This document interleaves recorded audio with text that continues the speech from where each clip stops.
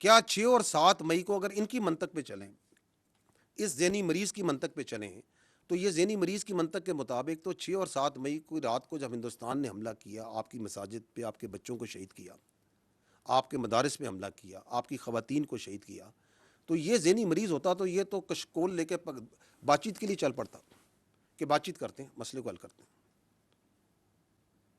کرتا یا نہ کرتا اگر اس کا بس چلتا؟ کیونکہ وہ آپ کے کیڈٹ کالج وانا پہ حملہ کرتے ہیں، آپ کے بچوں کو شہید کرنے کی کوشش کرتے ہیں، آپ کے بچے ہیں، پاکستان کے بچے ہیں، قبائل کے بچے ہیں، کرتے ہیں یا نہیں کرتے؟ یہ کہتا ہے بات چیت کریں، آپریشن نہ کریں. یہ کون سی منطق ہے، کون سی لاجک ہے؟ اور یہ جو بات چیت ہے اس کا بخار تو ان کو بہت پہلے سے تھا نا. کون کہتا تھا کہ پی ٹی آئی کا وہ کیا کہتے ہیں دفتر کھولنا ہے، اس کا خارج کا پشاور میں دفتر کھولنا ہے؟ یہ تو کہتے تھے دفتر کھولنا ہے، صافی صاحب بیٹھے دفتر کھلوانا چاہتے تھے. کون کہتا تھا؟ جو آج بھی کہہ رہا ہے کہ آپ نہ کریں.